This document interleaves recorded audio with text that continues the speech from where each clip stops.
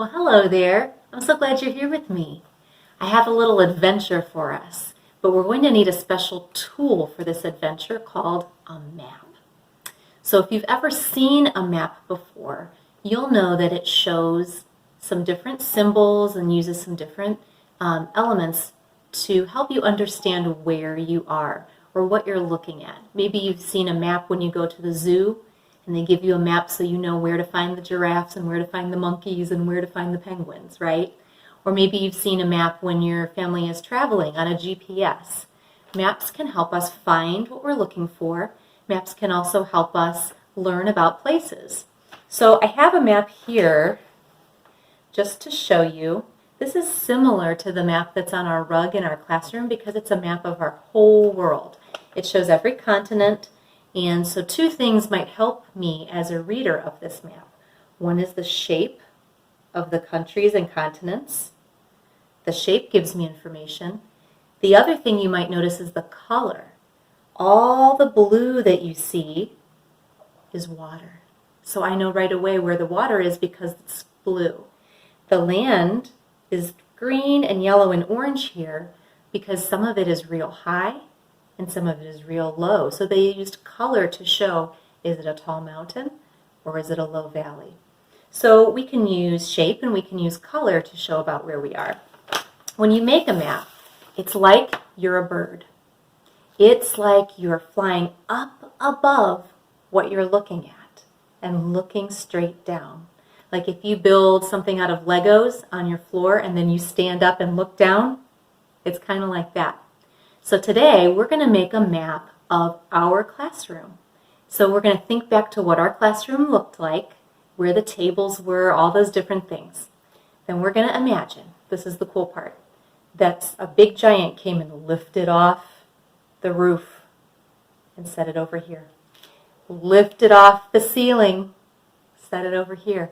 And we get to float above our classroom. And we get to imagine what it would look like from up above looking down. What shapes would we see looking at the tables and looking at our rug and looking at our shelves and the different big things in our classroom. One easy way to make a map, if you're going to make a map of a room and you need some shapes, is to use some blocks. So I pulled some blocks that we have at my house. You could use Legos, you could use any small things that you find that you might want to trace around that might help you, or you could use a ruler that gives you a straight edge, or you could just try and draw it without those things. But I'm going to use these blocks to try and help me make the shapes I want.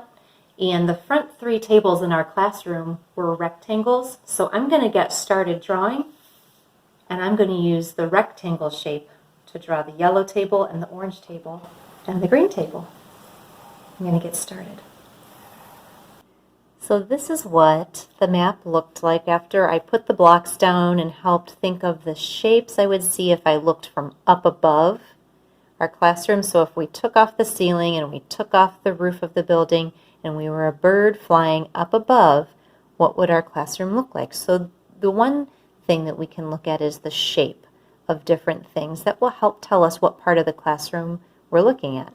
So this would be the shape of our front tables that were rectangles. The red table, remember, was a square, and the teacher table was shaped almost like a piece of macaroni and cheese. So the shapes are one thing that a map maker, a cartographer, will use to help the map reader understand what they're looking at. But another element of maps is color. So I made a copy of this, and I didn't want to spend my whole time coloring in front of you, so I colored it ahead of time. Look at the difference in this map now that you can see some different colors. Now that I'm looking, I can tell if this is the door where I walk in. Can you tell this would be the cubbies?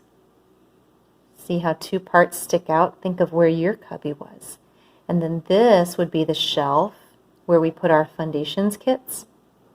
But when I'm making a map, I'm not going to add all the teeny tiny details, just the big things, so that whoever's reading my map can tell where they are. So I didn't put the things on the shelf, I just drew the shelf. And then here's the orange table, the yellow table, the green table. I put that colorful ball that hangs above those tables. You can see here, this is our writing center with the pink ball above it.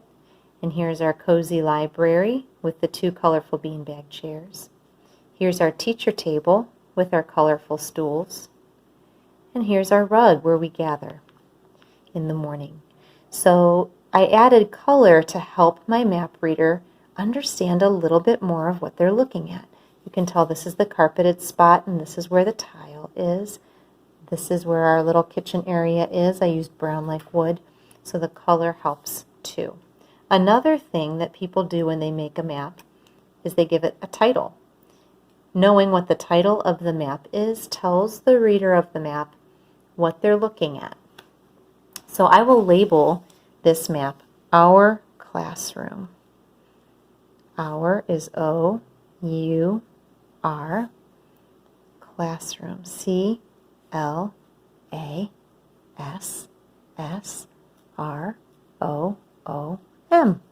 It wasn't perfect, but that's okay. I figured it out. Our Classroom is the title of our map. That tells me as a map reader which way to hold our map, because we wouldn't hold a map with words upside down or sideways, right? So that helps us orient our map, and it also tells your map reader what they're looking at. Okay, so if you make a map of a room in your house, labeling it will tell your map reader where to go to use that map as well. So if you're making a map of your living room, you would label it My Living Room or Our Living Room. That tells your map reader more. Now that we've made our maps, the adventure begins. If I were to take my map and I were to hide some treasure, it could be anything, it could be a stuffed animal, whatever you choose. If I were to hide some treasure in our classroom and then mark it so someone could find it, how does a pirate mark where their treasure is? With an X. So I'm going to find a spot that I would hide my treasure, and I'll see if you can figure out where it is. I put my X right here. Where in our classroom would you go to find the treasure?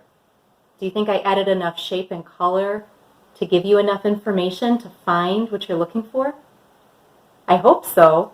This is the writing center with the pink ball above it and the 2 shelves on each side. Okay, now your challenge, should you choose to accept it, is to create a map of a room in your house. Then you're going to hide some treasure in that room and make a mark on your map with an X. Give that map to someone in your family and see if they can find your treasure. If you're a really good map maker and you use shape and color, I bet they'll find it. All right, have fun, mateys. Arr!